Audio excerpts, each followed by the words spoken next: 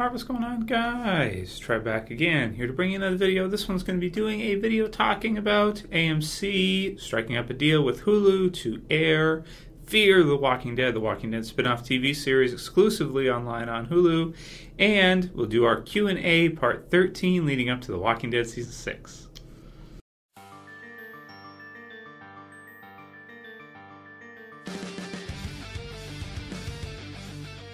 Okay, yeah, so AMC partnering up with Hulu. Now that's for online streaming, so that doesn't affect the regular channel. They have the exclusive rights now with AMC to air all scripted TV series, so any Walking Dead TV series, any other Breaking Bad, Better Call Saul, or whatever other scripted series AMC has in the future, they're going to be streamed through Hulu. So in the States, that's cool. Other countries, I'm not sure. It depends. Hulu, I'm not sure how many countries it's live in, how many countries you can sign up. I don't know about Canada. I haven't looked into it yet. But if you have regular AMC TV station anyway, then you don't really have to worry about it. You can just watch it on AMC, as I'm sure most of you do anyway, since you watch The Walking Dead, you're big fans of The Walking Dead anyway.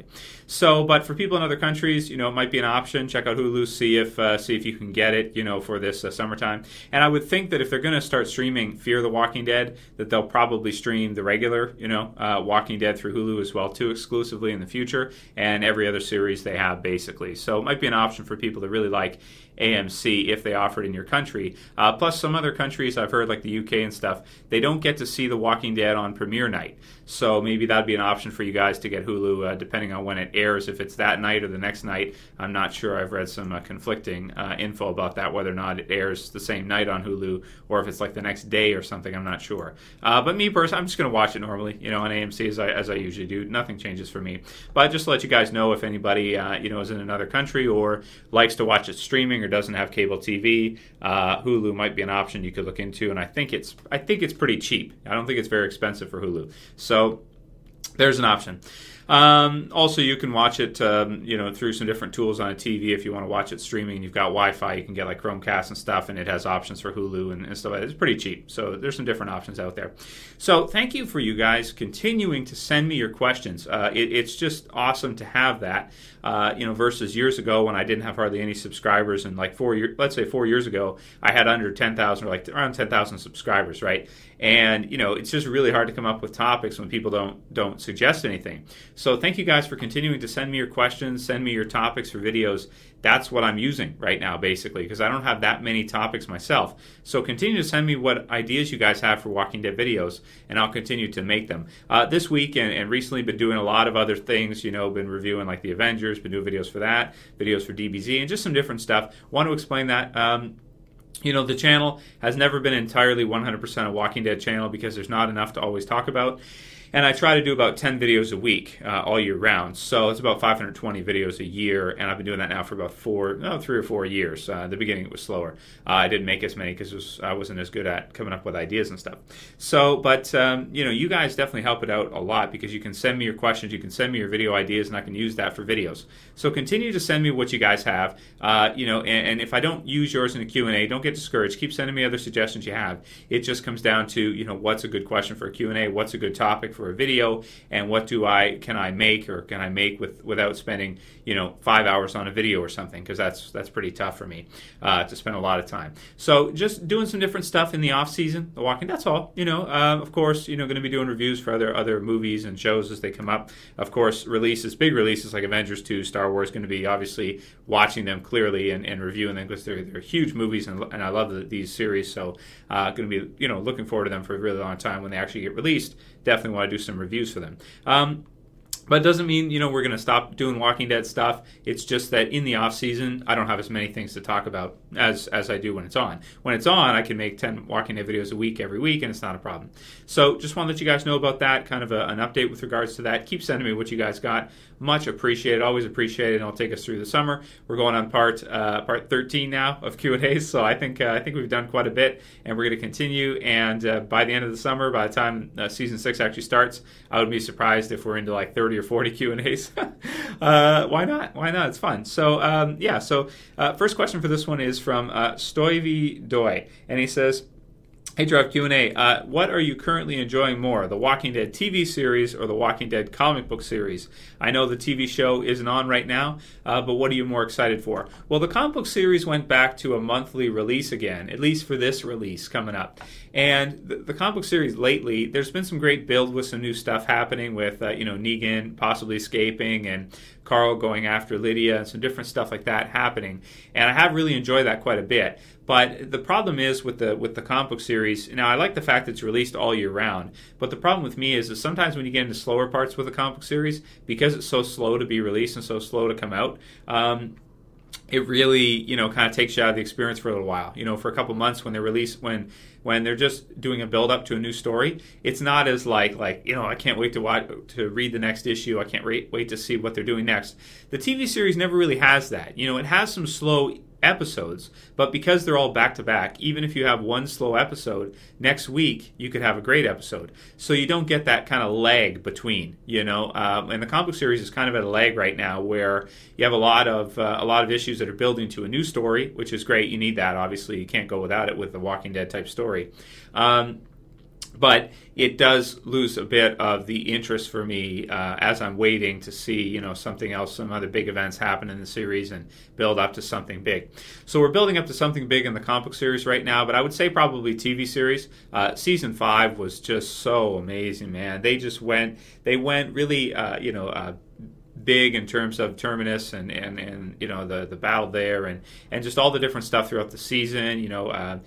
Peter and Rick and just everything they did all the way throughout the finale. Morgan meeting him again. Definitely right now I'm preferring the TV series, and generally I do. I mean, there's some things that happen in the comic book series that are pretty cool. How are they going to handle? That's another question here. How are they going to handle Negan swearing in the TV series, which we've addressed a few times before? The comic book series, they can do some different stuff that they can't do in the TV series as easily. They can cut off Rick's hand. They can do all kinds of different stuff like that, and it gives it quite a bit of a different feel. So I love both, and I really enjoy both. But this year, I've enjoyed the TV series more, which isn't always the case. But this year, it was the case. I've enjoyed it more. And right now, even too, because we're not getting some crazy stuff happening in the comic book series, I would say the TV series right now is what I've been enjoying more. But the comic book series is my favorite comic book series of all time. So, you have my favorite TV series of all time, favorite comic book series of all time. Which do I prefer more? It kind of brings into question, well, what do you like more? Do you like comic books more than TV shows, or do you like TV shows more than comic books? Generally, I like TV shows more than reading a comic book.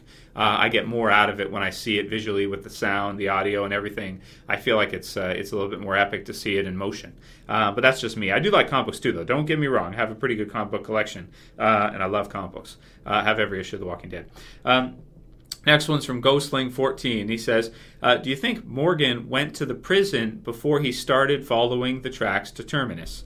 And yeah, I would think so. I mean, he would have had to, right? Because Rick kind of told him about where they were. He would have went after them. He would have seen that the prison was like burnt down or just destroyed. And he would have seen the tank remains and stuff like that. And he would have figured, okay, somebody tried to take the place down. So then he would have gone on the road trying to find Rick. Maybe gone on his way to Terminus. Realized it was no sanctuary. Saw some marks and basically just out there kind of wandering around trying to pick up a trail of Rick and the others. And when he finally found the map, he picked up the trail, which is really cool. That's one of my favorite things about Season 5, too. But yeah, I think he would have gone to both, probably close to Terminus, we know, with the sign, because we saw him there. But definitely the prison, too. He would have gone there, I think. Because I think he was actually, he was looking for Rick. He wasn't just wandering around aimlessly in that area. I don't think so. I think he knew Rick. He was one of the only people that he trusted, that he knew, that he cared about in the zombie world. And he figured he's somebody who's going to make it. He's a survivor. He's got his kids to fight for. He's tough as nails. He's fought with Rick before, too, in his craziness. And maybe even, too, part of what happened to him is a reflection of what happened when Rick came and checked on him, and he kind of realized, wow, I stabbed Rick. What the hell is wrong with me? Maybe I need to change or something. So we'll see what happened to Morgan. But I would think that he did go check the prison, but I don't think we'll see it because I think that set is destroyed now. I don't think the set is there anymore unless they do it like kind of how Carol, was it Carol who did it when we saw the reflection in the in the drive her car window. front windshield. When you saw that, unless they do it cleverly like that, it'll be, and with CG, it'll be difficult for them to show Morgan checking the prison. But I think he did check the prison, yeah. Next one is, I forgot where the name here was Tyreese, and I'm sorry for that. This person sent me a lot of great questions. I forget exactly who it was, but I still have the questions. So whoever it was, thank you very much for these. How long do you think Terminus prospered as a human slaughterhouse? Quite a while, man, I would think. It was probably a long time when you consider, all the things that happened there, what was going on there. It would have been at least, I want to say, like a year at least, And his next question is, when Michoone, Tyreese, Daryl, and Bob heard the transmission about the sanctuary on the radio, was it already a trap? And, because that was obviously earlier than after when the governor attacked and that they all split up, and at the end of the season they found Terminus.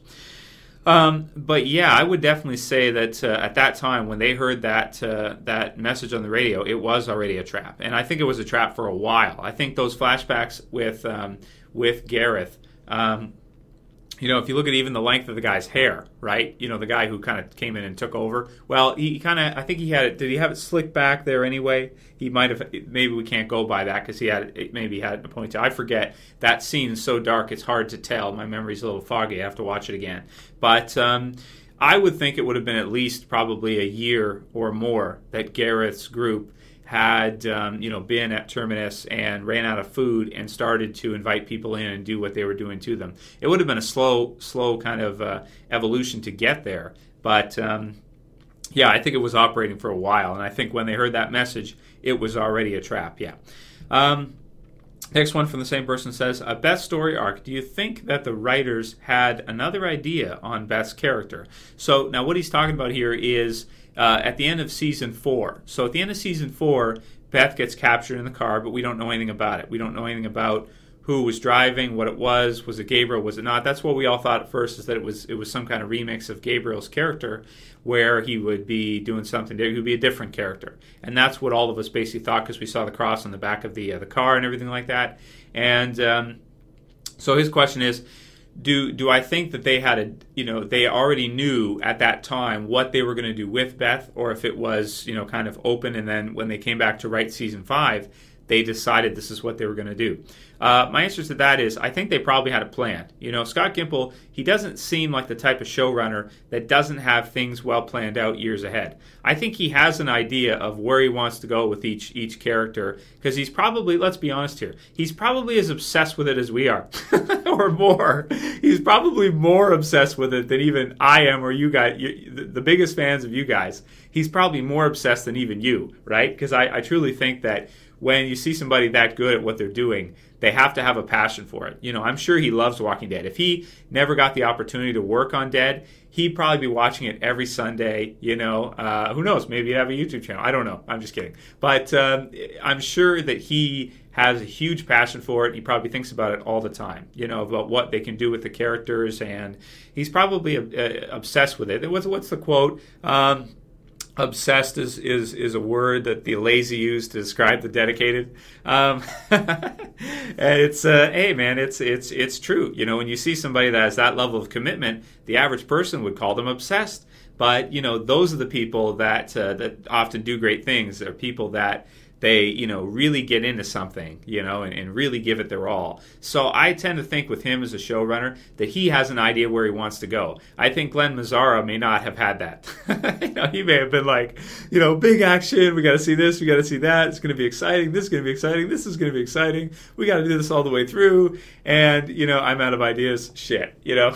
That's kind of what I think happened in season 3. You can look into that if you're interested. But I think he had an idea of what he wanted to do with Beth already. I think he wanted to bring it back to Atlanta, and he had an idea for that. And or whichever writer came up with it. It might not necessarily have been him. I shouldn't give him all the credit for the best storyline, but because there's a lot of writers involved, right? And they change sometimes too. But I think they had an idea for sure.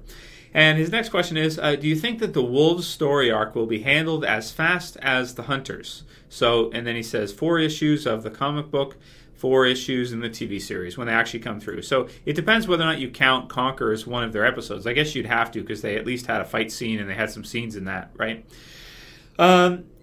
will it be handled as fast? I think with the Wolves in the comic book series, it was fast. They did not have a lot of time. Sure, they kind of showed them and then they showed up, right?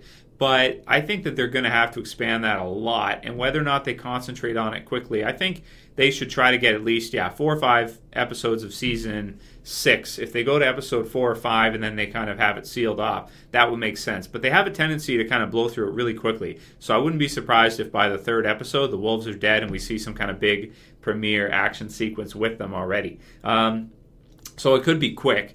I personally think they should develop them more and use them for at least 4 or 5 episodes. But based on how they started season 5, I think that's a pretty sure bet that they'll probably go through it really quickly, like 3 episodes of season 6 probably. We'll see.